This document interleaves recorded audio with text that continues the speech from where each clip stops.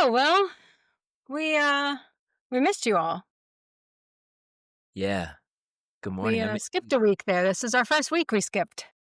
mhm. Yeah, we had to let that last one simmer. Had to let it sit. I think there was a lot that has to simmer and sit right now. Yeah, Oh my gosh.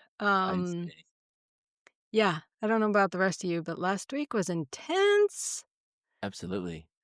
I was, texting Quentin just being like, "I'm sorry, my life just feels a little bit like a shit show right now, so just, bear with me, trying to figure some stuff out."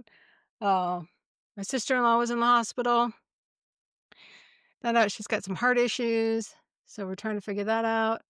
Mm, We had, like, a lot of family stuff, but lots of weird fun, but also intense, mm, and just, like, a lot of stuff was swirling around, and then, of course, mm. um, on a greater level, there were a lot of conversations about Charlie Kirk. Yeah. Yep. Yeah. There were, like, a flurry of different, like, deaths and losses, and yeah. I mean, what do you think, like, you've gained from this experience? Like, do you feel like, you said you kinda feel out of the thick of it, but still, like, obviously in shadow. What do you how did you, like, navigate that?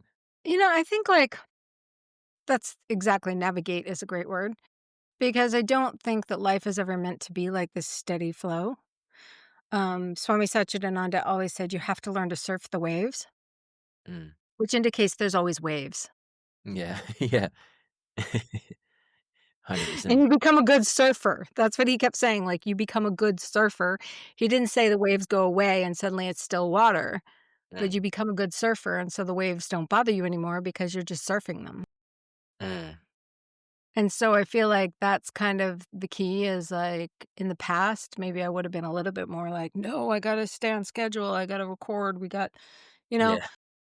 But instead it was like, "No, I just, like, I gotta just take a minute Mm, and just let what's happening happen because it's happening."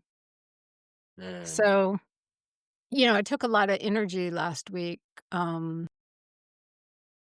to try to, like, be there for my sister-in-law and to mm, process what was going on, and of course, we lost our other sister-in-law to domestic violence, my other yeah, sister-in-law and my husband's other sister, so, mm, there's a lot of emotion that comes up, mm, like, it was scary, we were like, "We're not." He's like, "I don't know, can I lose 2 sisters in 1 year? Like, that's gonna be a devastating blow for me." So, um, mm, we're having to wrap our heads around that and really come to terms with what that felt like and what we were going to how we were gonna, to sit in that. Luckily, she's mostly okay, but she's young. She's, like, 39 years old, and she's got a lot of health issues, and so we're trying to see if we can support her in turning it around. And one of the things I think that is so frustrating and really hard to navigate is when you know the tools mm, and your family or friends or the people you love, you can't shove it down their throat. You can't force them to live their life the way you want. And so yeah, you're like, "Well, we have all the tools. We could turn this around. You don't have to be sick." But the question is, do you want to use the tools or do you wanna be sick? And then again, just accepting that everybody's an adult and they have the right to make the choices they wanna make for their own life. And being like, "Look, if you want to have our support, we're here, but we're not gonna force it on you because there's dignity in being able to make your own choices." And of course, she's not a child, even though in some ways she really struggled a lot with being and, her parents really babied her, but then both of her parents passed away. mm, And so now she's like they didn't really give her the tools she needed to be able to be, as functional as she needed to be. She's significantly younger than D, obviously, Yeah. and it's a his half sister, so she was raised with a different father, very abusive father, and so yeah, there's something really challenging in, and I'm sure you experience this a lot because anybody who has, I mean, we all experience this. You get really excited, you know that you can help someone, you know that if they just practice the thing, that it could solve all their problems, and you just want it so badly for them, but you can't make the choice for them. It's not up to you to decide what is right for their life and what's wrong for their life, and so it just becomes like it's a hard process to go through of, like, acceptance and letting go and allowing the person to make the choices they're making while still, like, one of the things is, like, uh, an urge to disconnect. Mhm. Like, fine, you just wanna go down this road, fine, then just go do what you're gonna do, but at the same time staying, like, heart connected and be like, "Okay, we're going to be heart connected and support you, even though we're really challenged by these choices you're making." So, it was really it was a so there was a lot of stuff to kind of process through last week, and then again, of course, it's all happening under this greater dialogue in this country under Charlie Kirk, where we saw so much, oh my gosh, so much division, so much fear, so much hatred, so many very strong reactions from people. Um, Obviously, so much of it politically divisive, and at the same time, Yeah. a man lost his life in a really brutal way. It was really, and then the trauma of all the people who were there and the trauma of people who were watching it over and over again, like, that's the other thing, like, when Kennedy was assassinated, they weren't replaying that video until, like, I think much later, Yeah. but Yeah. now, I mean, they were people were showing the video of him being killed, and people were watching it, and, like, think of that, the trauma of the people who were actually there, but then also the people who are just, like, watching it online. Like, that's a weird time to be in. This is really, it's weird times. Yeah. So, that's Yeah. what's going on with me this week. How about you, Quentin? No, that's great. I mean, I think, there's so many threads to pull there. You know, I keep getting this advice to be very direct, so I will be as direct as I can. So as authentically Quentin as I can. So, there's this, I've mentioned it before, we have to always recognize that, like, we are not the doer, and, yoga kind of emphasizes that this is sort of a big play. And, one thing that helps connect me with that philosophy is, like, astrological influences or the weather or sort of forces that are greater than us. And, like, it's interesting, like, a lot of people were like, a lot of us that pay attention to astrology, we knew that there was gonna be a lot of violence upcoming because of, like, the planetary shifts. And specifically, Virgo is that season of, like, you're starting fall. And what does fall mean? It means that branches on the tree are starting to fall off. And also for a human being, we're harvesting, so there's human involvement in like, um, removing life essentially for our own, like, ingesting. So, there were a lot of different, and also, to be honest, like, there's an aspect to the media that is very, storytelling-like, and I think it's called social media for a reason. It's still media. Mhm. It's not Yeah. really a networking platform as it was when I was a kid. Like, um, No. the adults got in there and y'all jacked it all up, but, when but, like, it's mainly, like, what does the algorithm wanna show you? So, the algorithm holders are still telling a narrative, and when you realize what's going on, it's like all of the media has a choice, like, it's still a decision. What will I choose to exemplify today? Like, how many other people got shot that day? How many people Yeah. probably got shot also being recorded?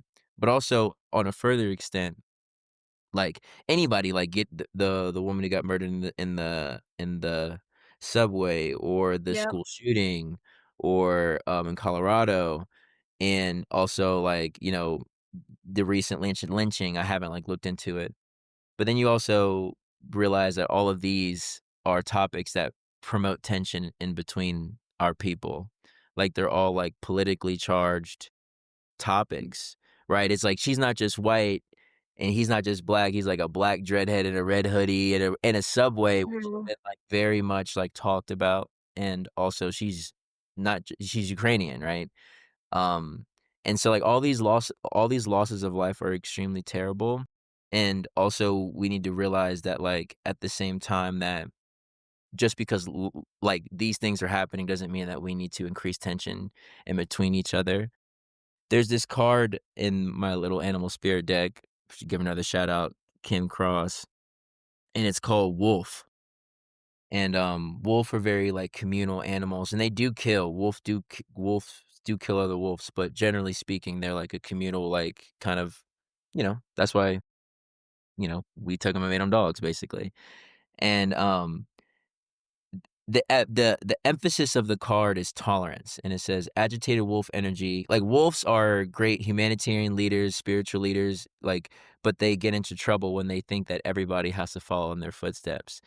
And the best way to balance out agitated wolf energy is tolerance. Accept all and exclude none. Because unconditional love is that. And I think, like, the yoga practices is sort of like purifying the mind to realize, like, okay, how can we act from a space of, like, what is necessary rather than what is appreciated, or what is, like, loved, or what is even ingested, like, what is necessary. Like, I'm gonna make take this horse to the water every single day, like, whether you drink or not. Um, and obviously life is I would that's extremely difficult, but I would find that, like, that's what the the practice is asking us to do is, um, unless you're being damaged or aggressed against, like, it doesn't harm you to be the sun. It doesn't harm you to, like, express yourself. But there is also, like, that masterfulness of, like, you have to balance out what you give to how much you take care of yourself. You can't overextend yourself, but you can still, like, give an equal proportion that you take care of yourself. So, um, I've been, like, thinking about all these kind of things and just, like, remembering that, like, there is no life that's more significant than another. Like, whether you get blown up in a building, or you get strangled by your husband, or you get shot in the neck in front of your kids, like, all of these lives were equally important. And, certain things are just made more public, and they're made, like, lionized because of the media and the exemplification, or, like, because of their quote unquote status, or their race, or their mind and body, their instrument. Um, but I also I try to keep in my mind too that, like, you know, people losing their life is not always a negative thing.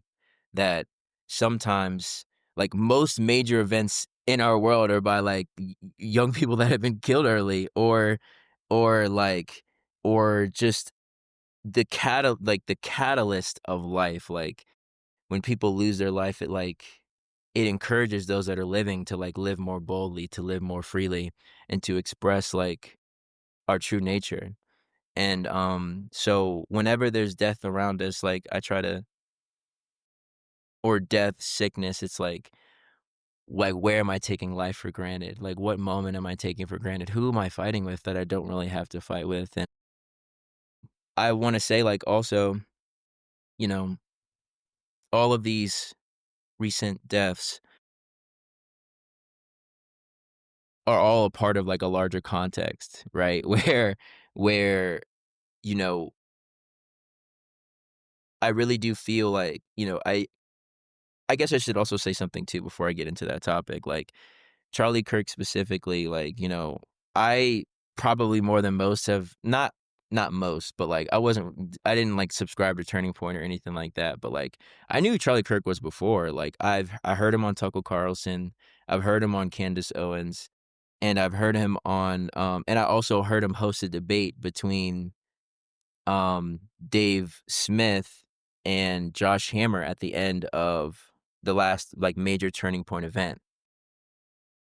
Um, so, like, just for the record, he didn't come across as racist to me, like, he just came across as, like he's 31, I'm 30, he came across as, like, literally like a 10th grader, I'm thinking like I'm a freshman. He literally came across as, like, 1 year older than me, like, like, most of the kids that I grew up around, like, I had a class with a kid who was like, "I'm extremely conservative." And I was like, "So what do you wanna do?" Like, we were homies, like, we were just friends, but, at this time, he was talking about how conservative he was, and he was like, he's very smart, like, he was going to Virginia Tech, like, high 4.4, like, 3, 4 GPA, lot of AP classes, and he was like, "Oh, I wanna work for, like, a weapons company and, like, become a mechanical engineer so that I can create weapons to, like, like, to kill people, basically." So, like, so I don't have the same opinion, like, as most people because I grew up in Quantico in this militant town where most people were like, "I wanna murder other people, like, I wanna become a soldier, I wanna get involved in the fight." So to me, like, Charlie Kirk and they're conservative, so to me, like, that type of conservative and no shade, obviously, because I still, like, care about these people. That's just how they were. That's just how they were raised. And they're probably different now, 100%.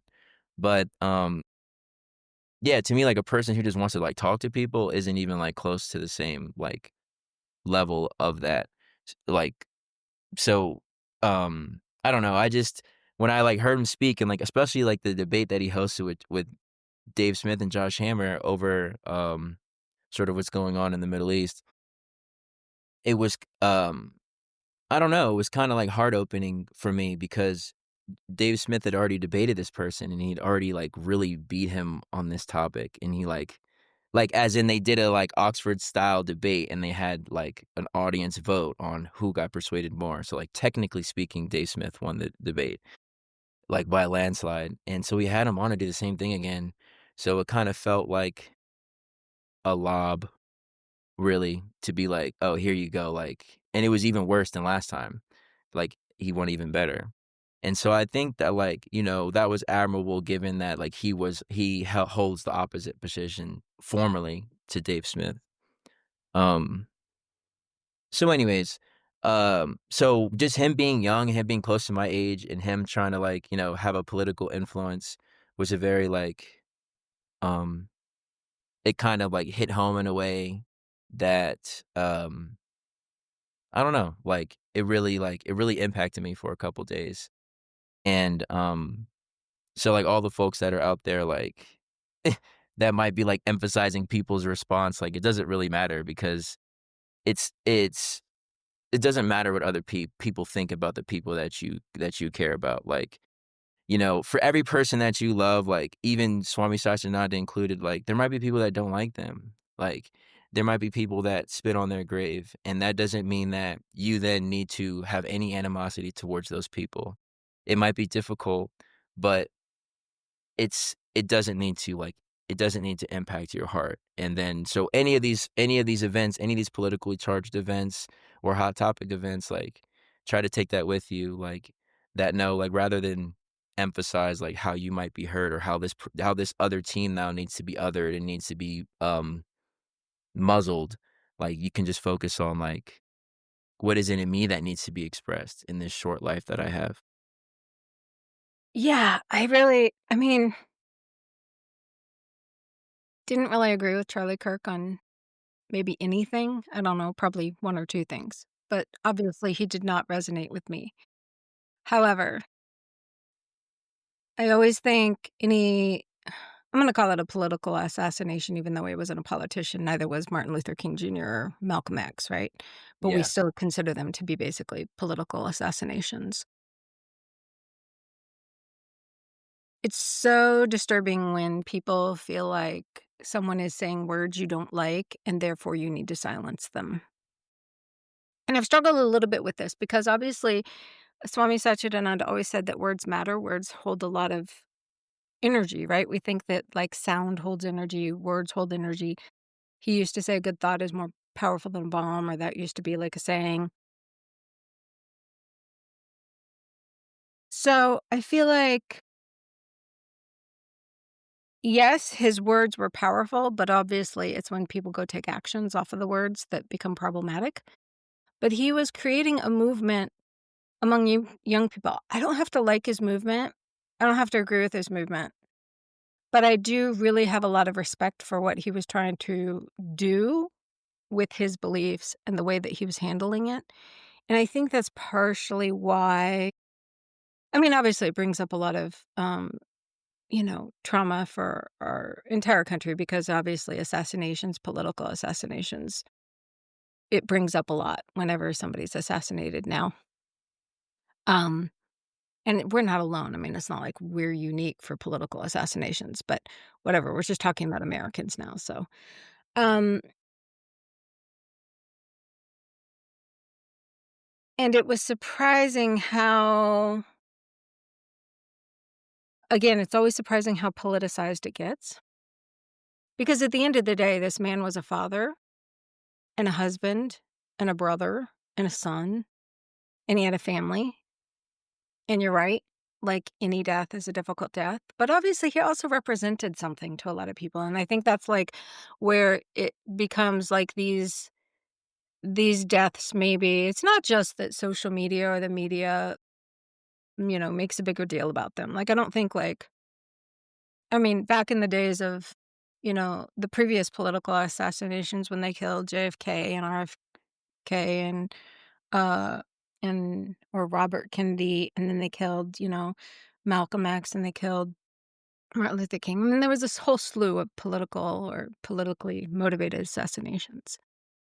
That's just a couple off the top of, I had obviously Emmett Till probably could fall into that category too of anybody who's assassinated because of their beliefs. And what's the difference between just killing someone and assassinating someone, right? It has a different intention of like silencing someone because their beliefs and they're convincing other people of their beliefs. And that's what their words are so powerful that their words are inspiring others to go along with their beliefs. And so um the thing that's really come up a lot for me is like, you know, just because he was saying words you don't like, it doesn't give you the right to take his life. And I understand that, like, that may be challenging for some people because obviously he was saying words that could be really harmful for people. And, I do have trans people in my family. I do have gay people in my family. I do have people of color in my family. So I'm not trying to hurt them by saying that, but I do think, like, his words were his words. Yeah. That made me think of something because it's like, I do wanna, like, encourage people, like, just as a black person, like, specifically, it's like, you don't have to not like the people that don't like you, and also, like, because it's like but also, I do wanna say, like, this is actually extremely important to emphasize, it's like, most people who don't like a commentator on whatever topic, they've never really most of them haven't actually sat down and listened to them speak at length. Like, most people are like, "Oh, I saw a clip of this person say this thing," or "I saw that" because of how the algorithm works, most of us watch social media, like, literally, and, like, so most people aren't gonna pull on like a Tucker Carlson show and listen to him speak to another conservative for 3 hours because as soon as they hear, like, one topic that they disagree with, not everybody, but some people, a lot of us, when we hear a topic that we don't like, we just switch the topic because we're like, "Well, we don't have to, like, sit here through this uncomfortable situation," and I think, like, what I've been really blessed with in my life and, like, you know, maybe, like a lot of others too, is like, you've already had a life of extremely uncomfortable racial conversations or just conversations on a lot of different topics that, like, you couldn't just, like, turn around and walk out of, like, so you start to develop, like, an understanding and a difference. This is kinda like what I think a lot of people don't might not appreciate because it's kinda new, but it's like, I learned how to handle a lot of this from my father, and then, because of the learning how to handle what it's like to be in America. I think some people might hear, like, for example, it was I mean, it wasn't until 2012 that most people even had anything positive to say outside of the main city centers. Most people didn't have many positive things to say about trans or gay people, unfortunately. So Mhm. I graduated high school in 2013. So I'm saying, like, literally up until junior year. So that's why, like, when I think of Charlie Kirk, for example, or these different people, it's like these are just kids that are my age that just grew up in places with less diversity. Like, this was the articulate position Yeah. and like realistically, and I'm not saying that it's good or bad. I'm just saying that that's a lot of people are just a product of their environment and how they're I think raised. Just that's a really beautiful viewpoint, though, Quentin, is like realizing he's just a product of his environment and recognizing that he's the same age as you and, that he was expressing, but he was willing to have conversation.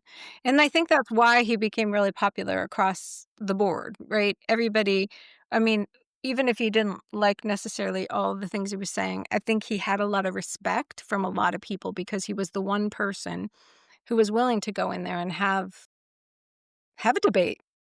Whereas, like, let's be honest, like, there's not a whole lot of debating going on. Like, people are just kind of stuck in either I believe this or I believe this, and I don't want to hear any other opinion mm, and viewpoint. Like you were saying, like, we get so stuck in our like algorithm yeah, that we're like, I'm not going to be uncomfortable and hear anything else. And I guess that's why people, kind of um Charlie Kirk did have a lot of support and people were really had a lot of feelings about him because he was the one person who was like, "Okay, let's get in there. Let's talk about it. We don't have to agree, yeah, but let's get in the trenches and hash it out and figure out what we believe and what we're saying."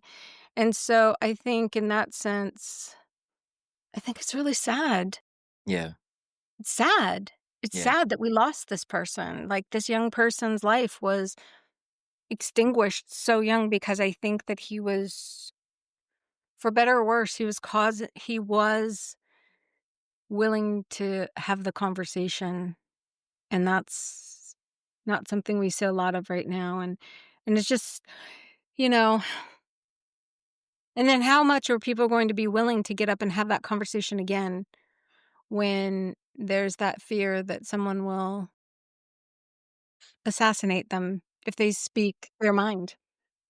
That's Can I the scary part, right? That's always the scary part when we come to this, and I love that piece where someone said, I think it was in the New York Times or something, the person said, like, "Either all of us are safe or none of us are safe." Speaking about, like, people speaking up and having their viewpoints and politicians specifically, but saying, like, if Charlie Kirk isn't safe to say what he was saying, then how safe is Cory Booker going to be saying what he's saying? Or how safe are any of them gonna be to step up and say what they wanna say? it's I mean, that's why there's the First and the Second Amendment, and that's what makes it interesting is, like that's, like, what's so interesting about this debate because it's like, that's the whole point. No remember, like, a Virginian here, you're not meant to trust that just because you have an opinion like, you're actually meant to expect that people are gonna threaten your life because of your religion, because of the way that you speak. Like, these are the reasons why people kill people. That's why I think that, that's why I have that perspective where it's like, yeah, in which situation is prompting conversation a bad thing? Like, never. Like, definitively, never. Like, whenever you have a problem with the whenever you have a partner with your partner, with your friends, like, talk about it, like, try to console. If you can't console, try to figure out gifts, like, just try to let bygones be bygones, and then if you can't do that, then you argue, but you're still arguing in good faith, and then if you can't argue through it, then you use force only as a very, very last resort. But it's like, this is the process. This is honorable. Like, I think that a lot of us haven't been like we talked about before, like, we don't know how to politically debate arguably. Like, a lot of the politicians that we have, not even just the big ones, the biggest one comes to mind, but a lot of them, like, they're not using, like, collegiate level, like, they're not trying to avoid ad hominems and straw man. Like, they're they're not trying to be, like, masterful in their debate style or persuasion and be honorable. It's just like, "You suck," or "You're evil," "You're Hitler," "You're a Nazi." So, it's so interesting, Lex Friedman. did a podcast with a just recently, I think his most recent one, I'm like an hour and a half in, and it's about this guy who did a book on the influence of drugs on the Third Reich, on the National Socialist Party of Germany. Oh, what a good interview. I gotta go listen to that. Yeah.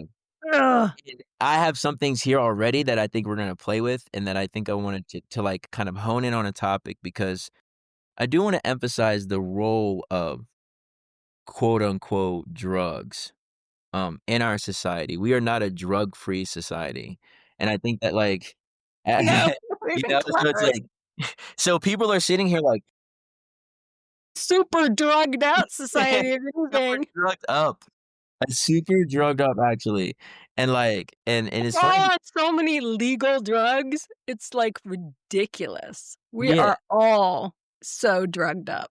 So it's all and you see how multidimensional like, I love this narrative that it's like these people exist, right? Like, Charlie Kirk exists, Martin Luther King, Malcolm X, like, they exist, so it's not like everything that they say about it's not like everything is about them is made up.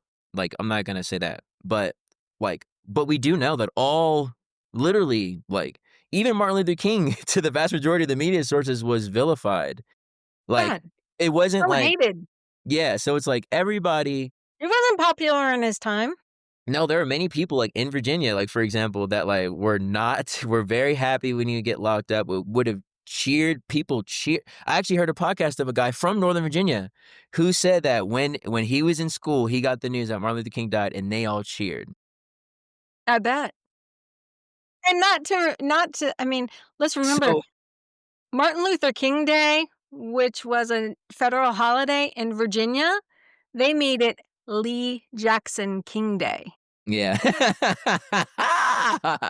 Andrew Jackson and Robert E. Lee were celebrated on the same day as Martin Luther King for a very, very, very long time. Yeah, like, they didn't desegregate the schools, like, entirely until, like, the '80s. No, So, I'm no, co the school in the county next to us was the last school, I think one of the last schools to desegregate, and it was in the '80s. It was a private school. It was a whole incredible if you've never done the history on Prince Edward Academy, man, if you wanna learn some history, Prince Edward Academy is like it's intense what was happening in Prince Edward County, and how they and I used it, like, as a backdrop of, like, some really big, larger conversations that were going on, but yeah, I mean, Virginia's got some deep and recent roots in this.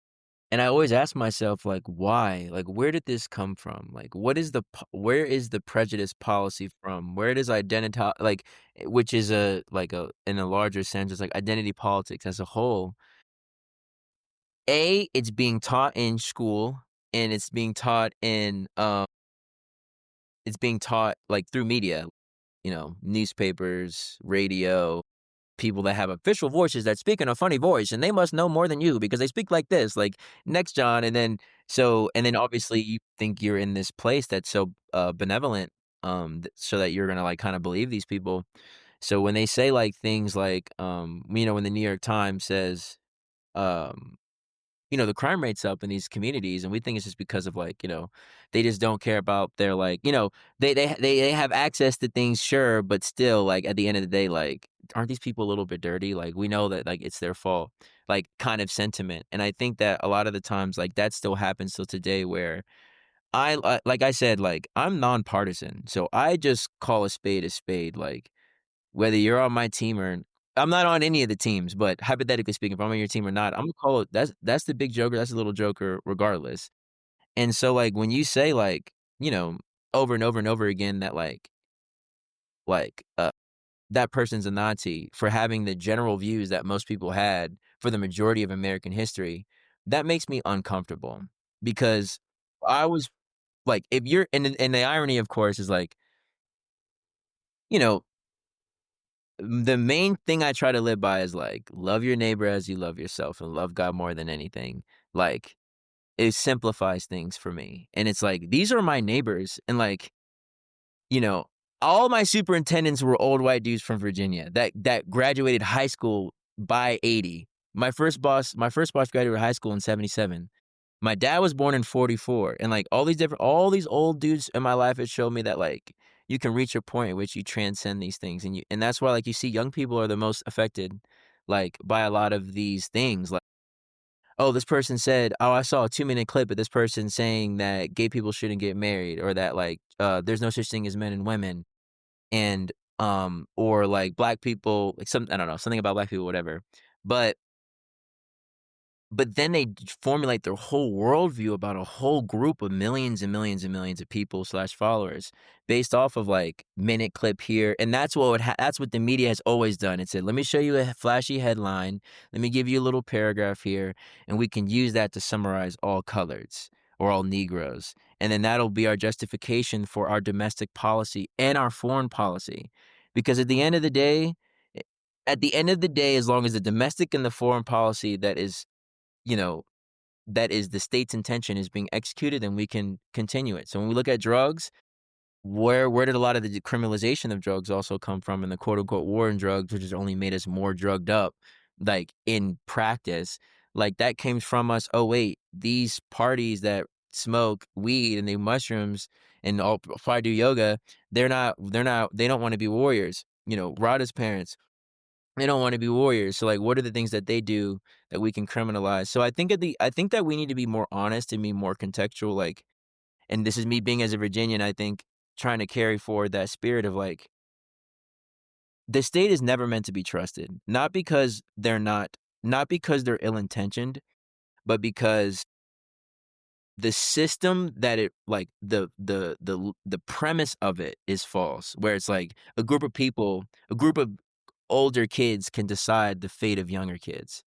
And Yeah. I think that, like, because we say, "Oh, because our minds agree that we can then decide the best way to decide the lives of everybody else," but the reason our minds agree is because the system of indoctrination that the state has already set up influences itself to perpetuate. So when you keep saying they killed MLK, they killed JFK, who do you think those people are? Most people don't think those are just like random dudes. Most of those people think it's the state itself or parts of the state. So when I'm listening to Hitler, it's interesting.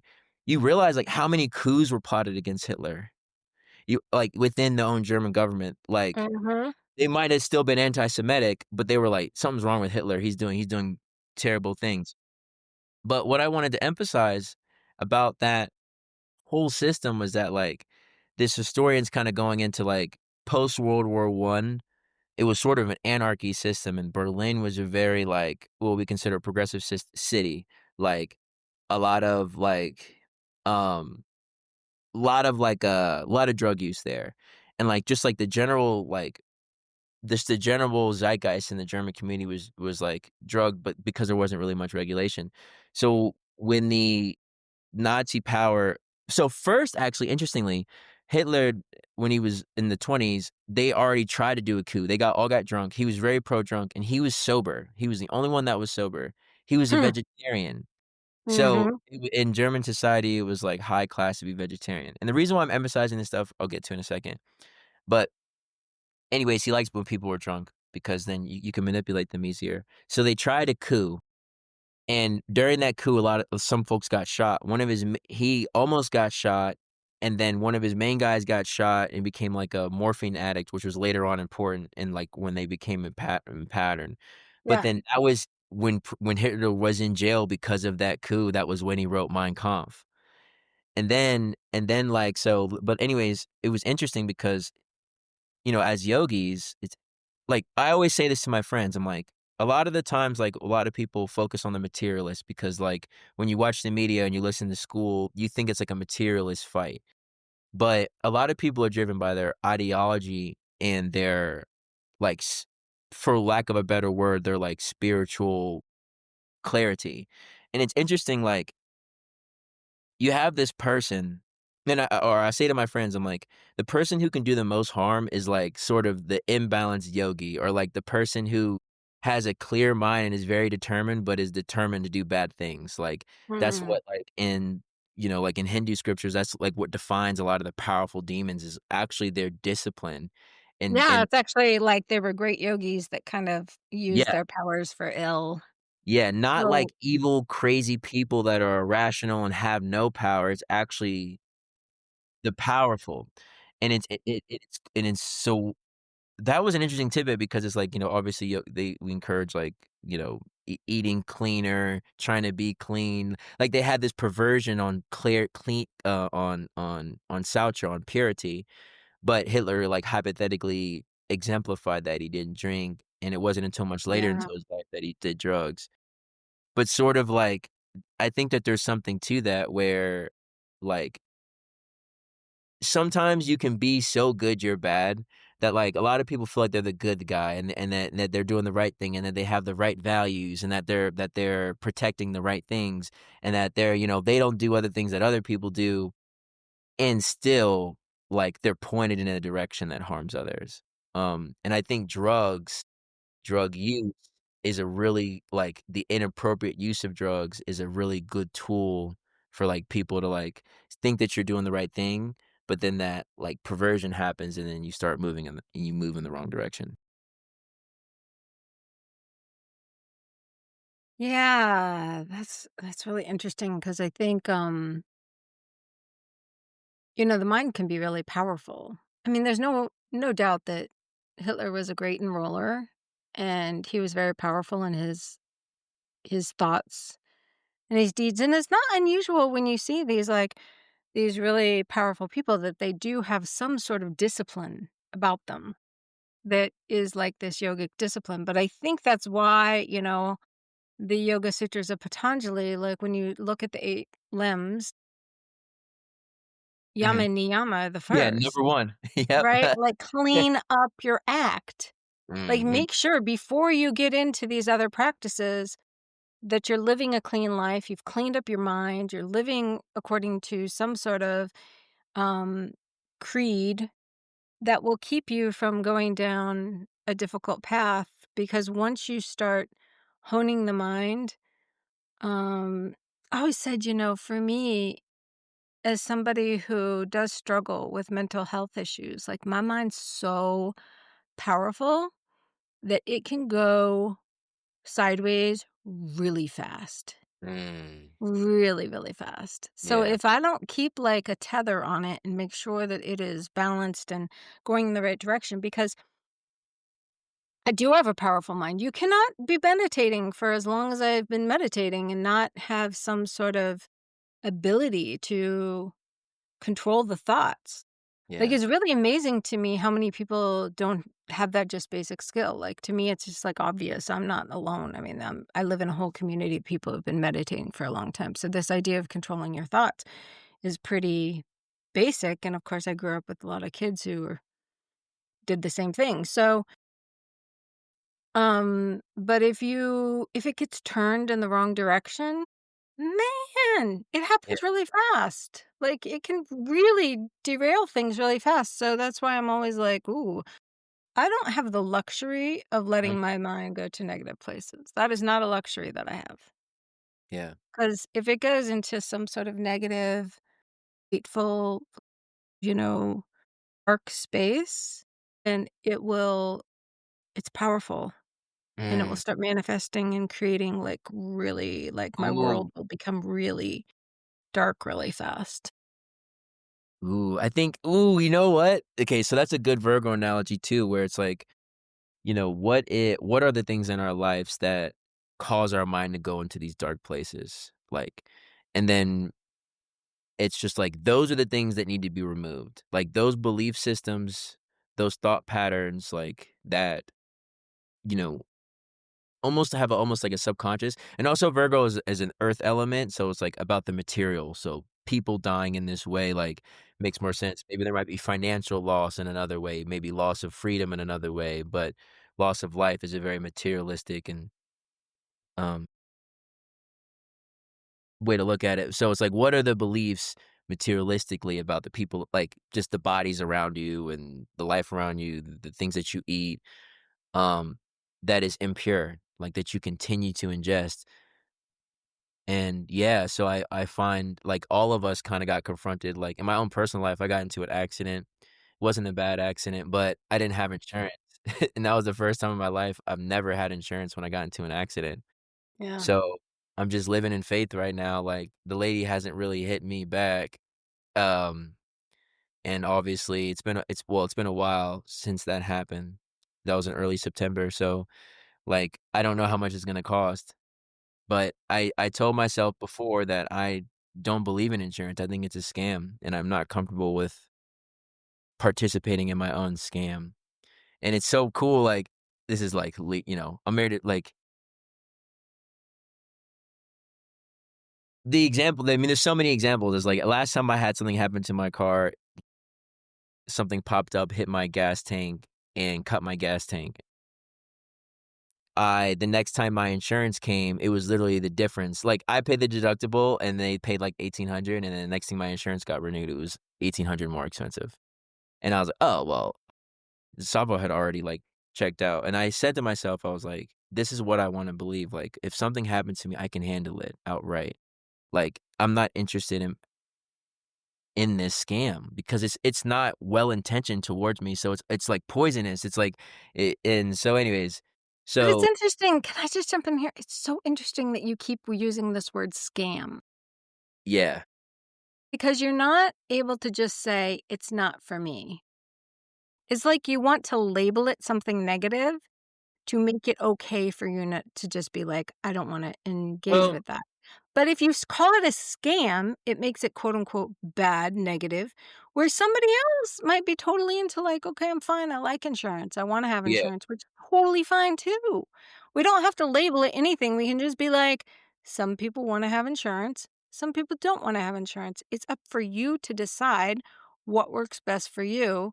But the minute we start labeling things, then all of a sudden, again, we create some sort of division of like, my way is better than yours.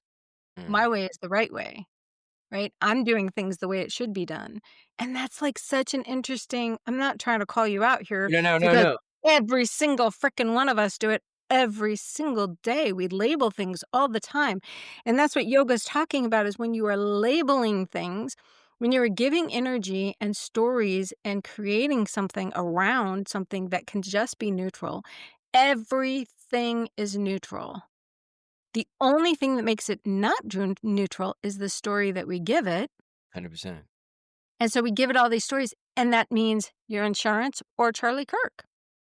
Like you were saying, some people see it as really bad. Some people see it as really good.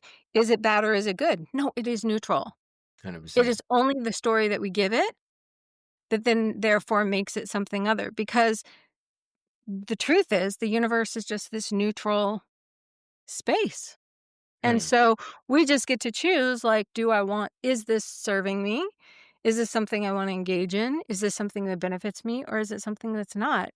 mm, And so, again, that is not something that's taught to many people.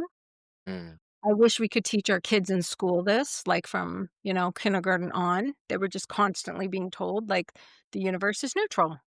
It's all neutral. You can choose to give mm, it, positive, negative. It's up to you.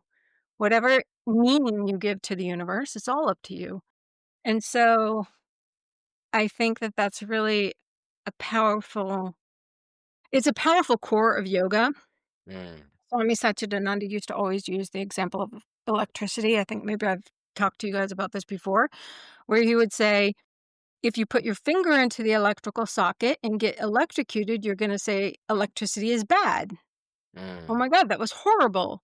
I put my finger in that socket and it electrocuted me, and obviously that's bad. Somebody else plugs in a lamp and has light, and they say, oh, electricity is so wonderful. It's so good. mm, Did the electricity change? No, it's just electricity. It's all just the story we put behind it. So for some people, insurance is great. They're like, mm, yay, it's great. It's wonderful. It's this positive thing. For you, you're like, no, insurance is not something I want. It's negative for me. And so we give it this like labeling, whereas in yoga is like, just take all the labeling out and just choose what you want to do. And be also, um, it's hard for us to just stand in our own. There's so much noise telling us how we should think, how we should be, how we should feel. I think it's always been there, but obviously it's really amplified with like social media. And mm, so it is hard to just sit in your own like truth and like your own fit space of like, this is what's good for me, and it doesn't have to be bad or good. I'm just simply saying, I choose this and I don't choose that. Mm. Because we wanna, like, the mind, as we were talking about, the different parts of the mind always wants to say it wants to analyze it. It wants to say, "This is that, this is that, this is that, this is that." And part of that practice of yoga chitta vritti nirodha, restraint of the mental modifications of the mind, is stopping that analyzing and just saying, "No, it's all just in this neutral space, and I don't have to label anything, I don't have to give it anything." Anyway, sorry, I jumped in No, I there. love that. I mean, no, that's a great point. I think that, like, you know, it's interesting, like, I've been struggling with this, or not really struggling, but just, like, contemplating this reality that, like, you have belief systems, right? Like, for example, like, insurance, we'll pick on insurance today, like, the reason why you have insurance is based off a belief system, right? You've been told things about the insurance. You've been told, and, like, I think, like, Virgo, or just, like, I think this is the last day, or yesterday was the last day, so very Virgo-y conversation, but it's sorta like it's about discernment, it's about purity represents the Virgin, the mother, and it's about, like, discernment, like, like, you take sort of the fiercity in Leo and you, like, concentrate it, and it's also, like, sort of like the start of the harvest. So you're discerning what is food, what is not food.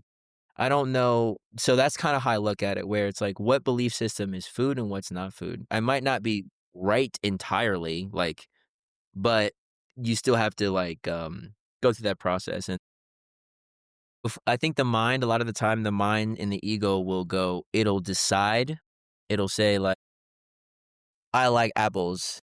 Apple is food, like, we need to eat as much apples," rather than sometimes asking or being open to, like, what is meant to be harvested, what is meant to be eaten. I think, and from what I've seen in, like, Eastern, the way that the Eastern look at it, like, that's their approach to food, where it's like, whatever's given is, like, good enough for me, like, rather than always needing to decide what is to be consumed. So, what I was thinking about, like, um, picking on insurance, for example, it's like, what is the belief system that I personally subscribe to that, made me wanna get insurance for, like, several years, right? Right? And then so then I go, "Okay, cool. It was this one, that one, that one." And I use scam, like, just, like, playing with the word scam. The only reason why I use the word scam is because in a lot of places it's mandated, right? So, it's non-optional. You don't get to choose for yourself. So, that's where I'll technically use the word scam, as in, like, some people might like that policy, but it's not really, like, a democratic policy that's voted on every year, like, it's very And much yet like it's a. always choice. Like, Yeah, if you're living somewhere where they require insurance, exactly. get Then you yourself can up move. and move if you don't Exactly. like it. Like, Yeah, move. There's always some kind of choice exactly, that exists.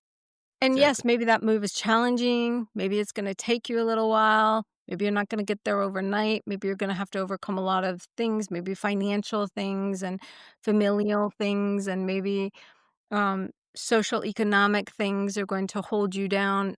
But many people, the key, I think, that the people who rise up off of it is say it's choice, right? And that's what I love what you're saying about insurance, because, like you're saying, I'm choosing something different. Yeah. I'm choosing that I don't want to have this. I've never had my insurance raised. I've had several accidents. I've never had my insurance policy raised. Oh my goodness. I know. I love insurance. I'm like, "Oh my god, it has always worked in my favor." I am Yeah. such a fan of insurance. I've had such good positive experiences with insurance that I have no energy around insurance. I'm just like, "Yep, just pay Yeah, that whatever. thing, and then I'm Wow. gonna get in an accident, and I'm gonna get more money back than I ever paid in, and they're gonna, like, do all these great things for me." Mm. It's just a Yeah. different experience, right? And so for me, I'm like, "Oh, yeah, sure, insurance is awesome, like, look at that." But my husband doesn't always have the same feeling about insurance. Yeah, but you are definitely lucky. That's so awesome. I like, if that's like, that should be a superpower. Like, insurance not getting raised after a claim. Mm. I But know. so I think, like, but that was one thing that was going on with me at the time, and that's exactly where I had to came through with it, where it was like, in the beginning, I was nervous because obviously you just got into an accident and, um, it wasn't expected, but I think that there was something in there still where I,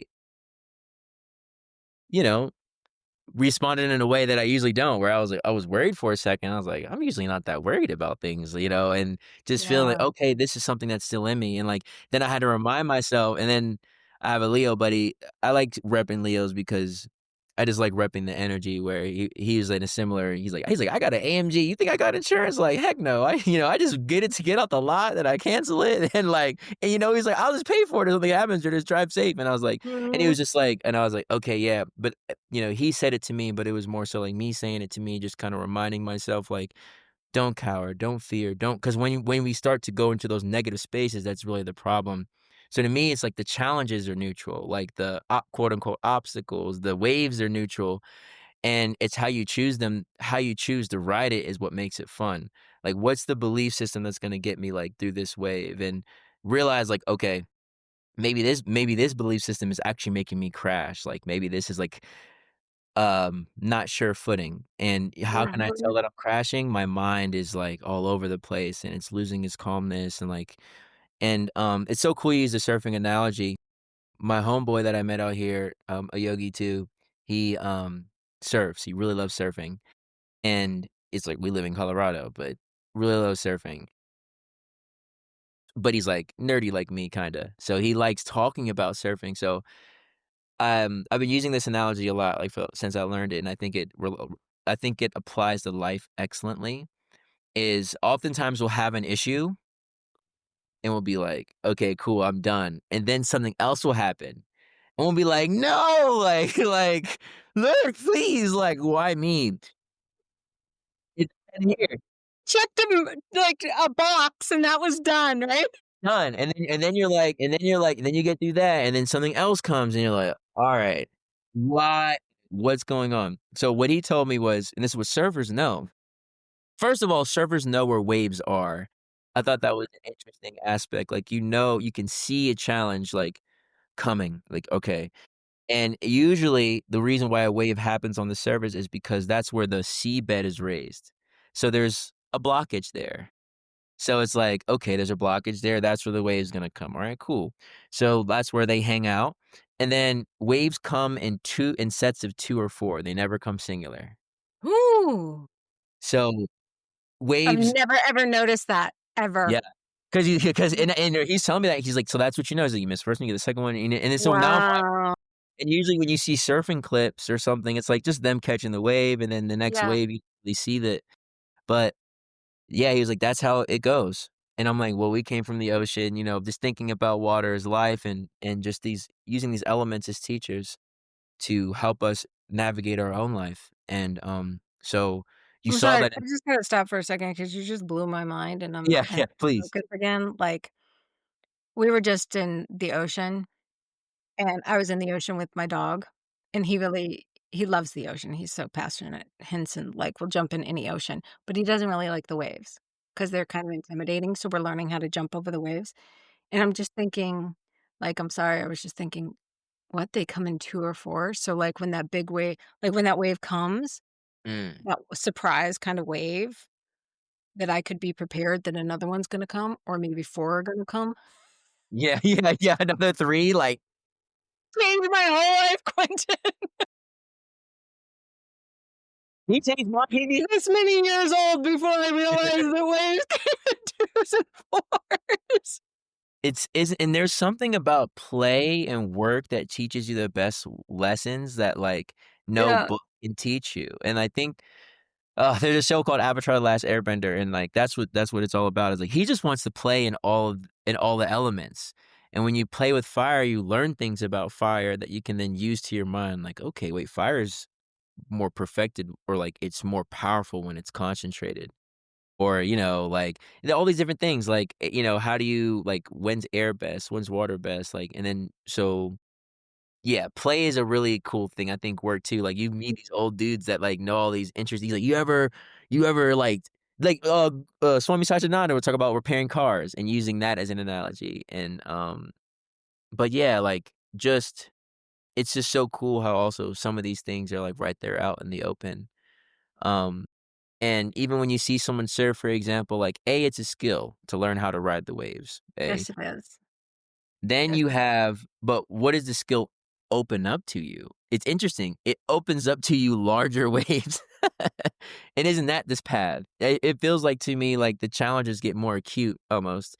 Like, um, yeah, like, yeah, just like the more concentrated you get, and that's why it can even be like so you're riding the wave and like, falling off a small wave doesn't have that much of a consequence. But falling off a larger wave, like you can get pummeled. Like they do these large waves where people trail behind them in jet skis, like just to Yeah. get them. And I think that's another life example as like it's so interesting how and I also think of like that fourth wave, usually like that fourth wave or that second wave in this hypothetical situation, there's a little bit of space in between the waves. It gives you a chance to get back on your feet and practice what you didn't do the first time. The second Mm. time, you get a little bit better. And then the third time, you get a little bit better. And by the fourth time, you're having way more fun than you did on the first wave.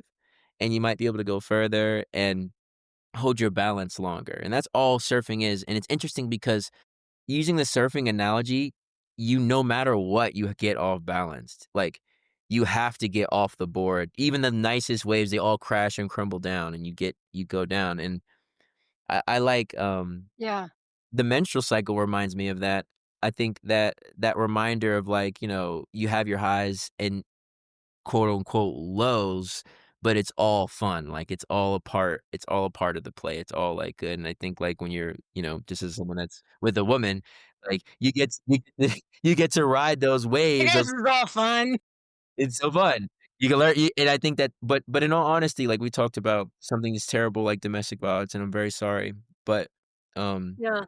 but violence in general, um, which um, it's through this like that wave riding process where we start to hate the waves and start to hate the ocean and start to hate the cycles and we just wish the cycles would end and just wish you would just stop, wish you would just cut it out. And rather than being like, okay, where can I tolerate, where can I find balance, how can I Mm. stay above this, how can I accept this, Yeah. I welcome this.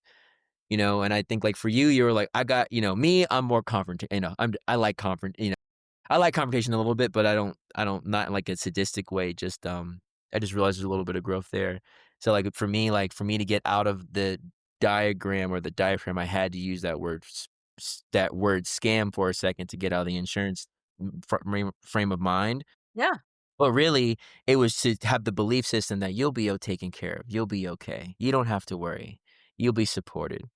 Um Yeah, those are just some thoughts that I had. I don't know exactly where I was going with that, but I think anytime we're disconnecting, like what the big theme I think that's coming up for me today is like this disconnection from faith, like this disconnection from realizing everything's happening for a divine purpose, the disconnection from realizing we're all source and we're all one.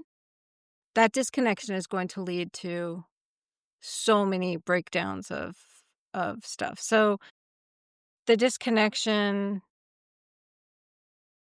when that young man heard Charlie Kirk speaking and felt like he had to silence it, and he had to use violence to silence it, that was a disconnection. When I get depressed, it's a disconnection. When have to leap into that faith because something in you is telling your intuition is telling you, "Step out of this cycle," right? "Make this choice of your own." And then that little bit of fear that comes up because there is a small disconnection of like, "Oh my god, am I gonna be okay? yeah. Is this really gonna work out? Mm, Or am I gonna fail and fall flat on my face?" Like, all of that disconnection from source is what causes all the things. And so yoga, the whole point of yoga is to get back to that connection of source, realizing we are source. mm, We are all connected. So not just I am source, we are source. And so as we are source, then therefore we're all connected. And so it's again that othering feeling.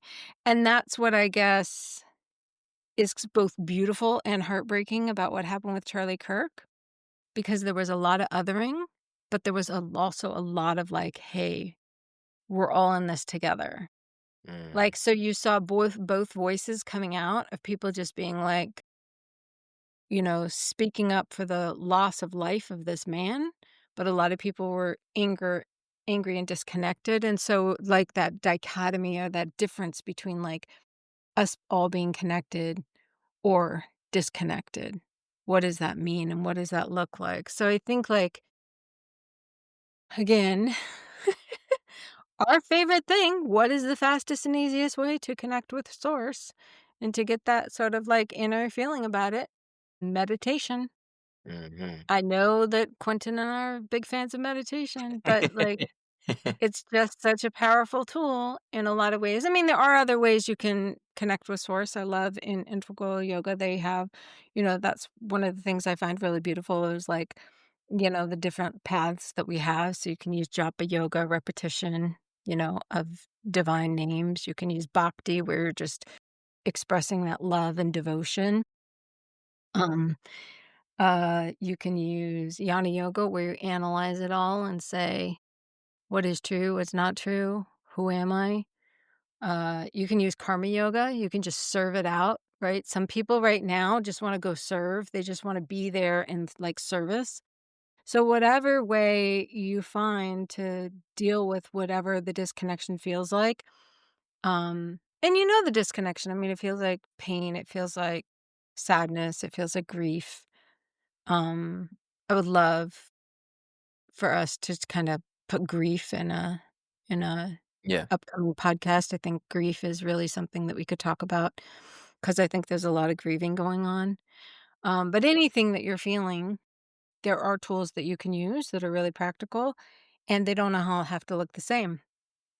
So you can pick and choose which one works for you. And breath and meditation are ones that can be done very simply. They can be done. They don't require any Um, they require very little training. Of course, now we live in a modern world, so there's a billion apps for you. Mm, Um, you know, Insight Timer has so many free meditations that you can just like download that and just jump in and be meditating and right after you listen to this podcast. Wait till the mm. podcast is over. Yeah, yeah, please. Don't jump in and start meditating yet. Uh, there's YouTube. YouTube has an enormous amount of, you know, resources available for us now where you can learn meditation, deep relaxation, breath work. There's a lot of resources for us out there. And when you're just beginning your path, then there's really a lot of stuff and it's hard to kind of like go wrong. You can try and kind of just choose whatever's resonating with you. And if you don't like one, just don't give it all up. Just try something else. Then as you deepen your path and you start getting more into it, then it's good to look for a teacher. It's good to look for a community. It's good to look for a group. And then when you really, really start to deepen your path, that's when it's really key and important that you find a guru because so much of that, I touch my top of my skull here because we believe that this is the source of our crown chakra. And so much of the divine energy comes down through our crown chakra. So Mm, for those of you who are listening, I happen to be touching my crown chakra at that moment, demonstrating. But so much of that energy gives us like a direct connection to God energy, divine source, and also through the lineage of these gurus. When they actually initiate you, the initiation often comes with them putting their hand on your crown chakra mm, and blessing you and transmitting that energy through your crown chakra into you. So, you know, that's just sort of the trajectory you can go along. mm, But for right now, it's a matter of like really just tapping into source in any way that you can. And if that means going out and sitting in the grass, go mm, sit in the grass. If that means going out and serving, whatever way you like to serve, whether that's picking up trash or feeding the homeless or unhomed or whatever way you choose to serve, or if you just want to sing gospel songs or chant along with, Krishna Das, that's fine too. It's just whatever thing that really brings you into that feeling of like I'm tapping into some higher power that's really going to be key, especially when things get dark and there's a lot of noise coming at you. Like, a lot of people, I mean, people who I know who are pretty darn solid. This last week, there was a lot of shakiness. People were really like, you know, I felt like they were getting tossed around by the waves a lot. Yeah, There was a lot 100%. of that. So, just finding whatever that is that kinda helps you, like, tap into that source and ground yourself so you're not getting tossed around by the waves, but you're starting to surf them again, I think is gonna be really powerful. Yeah. Um, yeah, uh oftentimes, like, when something happens, like, some of these events are so sudden where you're just here now, like, and,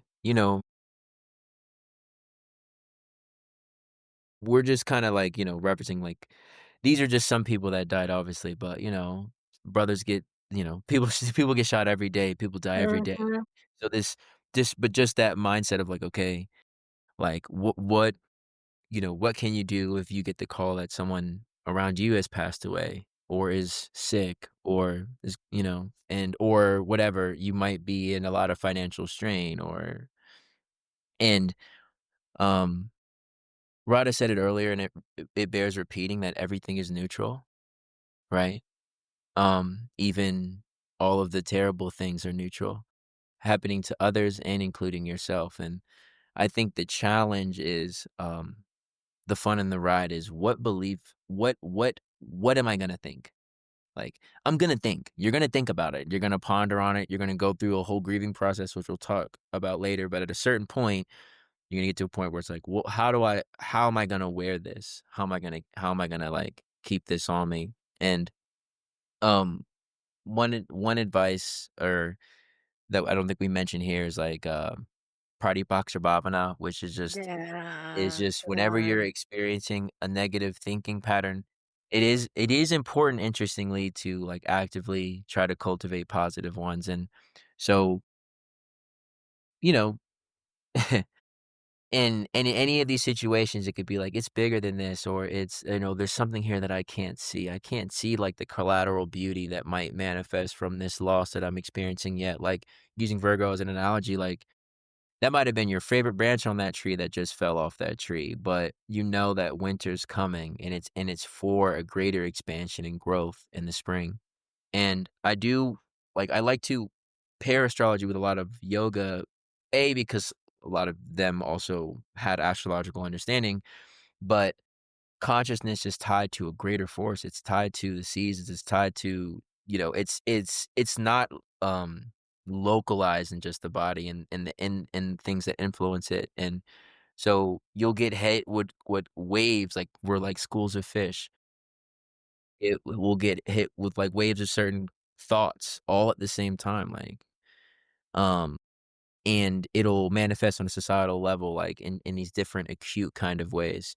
But ultimately, like, being able to within ourselves when we feel that negativity come, not to judge it, not to say, "I shouldn't even be getting upset at this."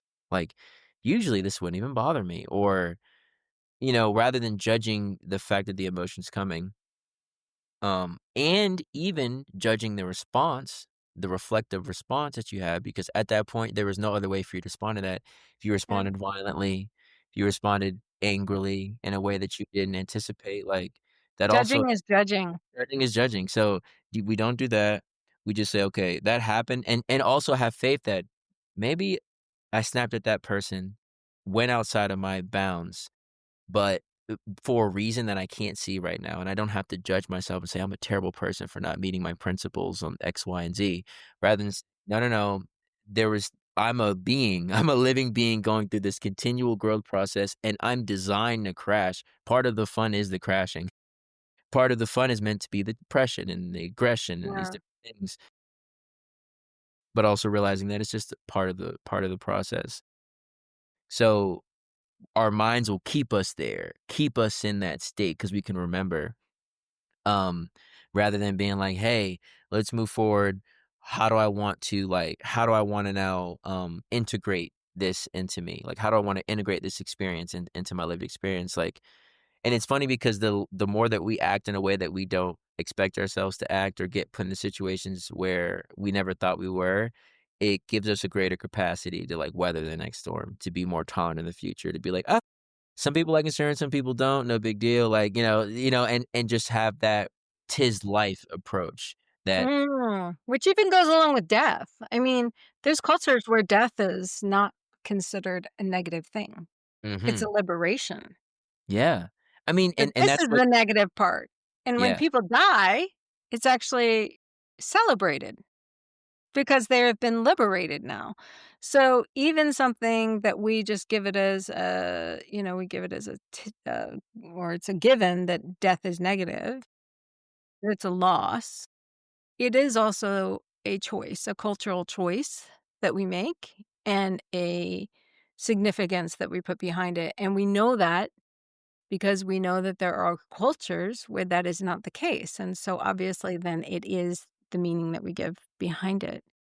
And I just want to say Pratipakshabhavana, there's a lot of science behind changing your thoughts and how you can affect your neuroplasticity by taking a negative thought and replacing it with a positive one. Mm, So, you just want to flip it around and it is a practice. It's something you get to do consistently. mhm, And even if you can't do all day, you could even just pick like a 15-minute slot where you're like, every time I think a negative thought, I'm going to flip it around and think something positive, and you don't have to believe it. That is the cool thing. It's mm, like, I don't have enough money. I have all the money that I need. You don't have to actually even believe it. That's so cool. yeah. It actually is just the thought that you're flipping around that's increasing the neuroplasticity and creating new grooves in your brain. And that's just the science of it. That's really freaking amazing. And I think this probably, like, the main point I wanna end on is, like, we keep talking about connecting to source, and I don't think we should be like well, I'm not saying you are, but a lot of us have this timidness when we talk about source and God power and that, um, but what that really means to me is that our words create. We're co-creators. That's what that means. Like, that's why our words are so powerful. That's why it's not just nothing that this person got assassinated, that all he did was speak, because in a way, you know, there could be a sniper that killed 100 people. That person is way less powerful than Charlie Kirk was when it came, like, for example, because of the power of the word. And Charlie Kirk himself, especially because of his Christianity, which needs to be emphasized, anybody who's, like, at least a little Christian, you gotta remember that, like, death is not the end, right? That's, like, the beginning of everlasting life. And, so even in this society, it shouldn't even be viewed, like, as negative as people make it out to be. But what, um, uh, what I was gonna say earlier, I lost my train of thought. Thinking about, mm,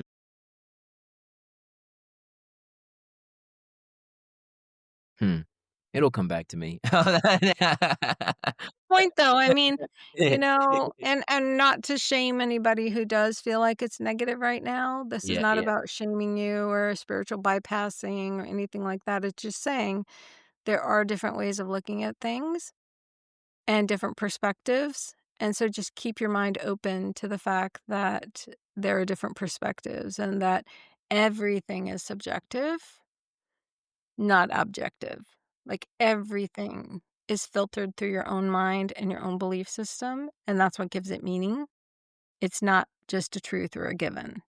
And so the way that we're raised, and that's why I really do love the fact that we're exposed to so many cultures now, and that we do have this kind of smaller world, is that because we can see that different cultures experience or look at things a different way than we do. And that's a powerful awareness because then we realize there are different ways of being. yeah, yeah, Yeah. yeah. And we can Absolutely, choose what we absolutely, wanna believe or not believe. and I think that's what yeah, that's what I was getting at perfectly, is that that's what I feel like it means to be connected to source. Is connecting like what really makes God God is that he's the creator. He has choice. He has agency over creation that it's not something that's happening to God. It's happening like for God's benefit, enjoyment, and under God's jurisdiction. And I think like to me that's what it means to or another way to look at it is like that's why affirmations and all this stuff is important. That's why changing your mind and deciding, "Okay, I'm gonna think positive thoughts," is you being the master or you exalting that mastery over the mind, trying to, right? We all have different things going on. It's gonna be hard, yada, yada. That is, it's gonna take some time, but I think that that point is, like, we're co-creators, like, we are, parts of it, and we have power to have that same influence over our own personal reality, and that, we have choice, we have agency, and that usually when we're conflicted and addressed, it's sort of like we feel like where there's a belief that we have that we're locked into that we might not even notice in the first place. But then that can, like, prompt some sort of searching to be like, what's here? What's going on? What's happening here? And how can I then take that to instead of it creating more, like, uh more harm in my life because my beliefs only impact like my life and my perception, especially of my life. What can I do there to like shift it?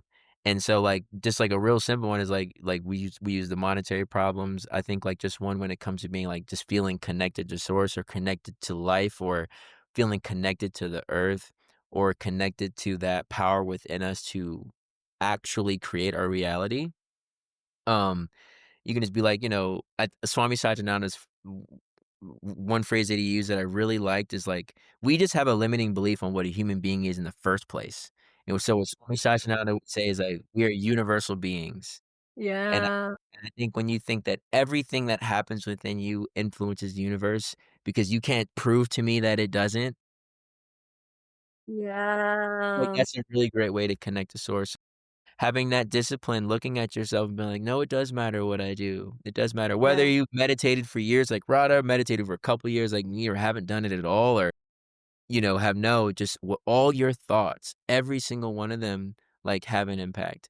And just like how you've learned over the years to control where your hands move and where your arms move and where your legs move so that you can walk upright and freely um, is sort of the same practice that can happen with the mind. And as that's happening and as it happens, the same thing in the real world, the better you have with your dexterity, the more things you can do.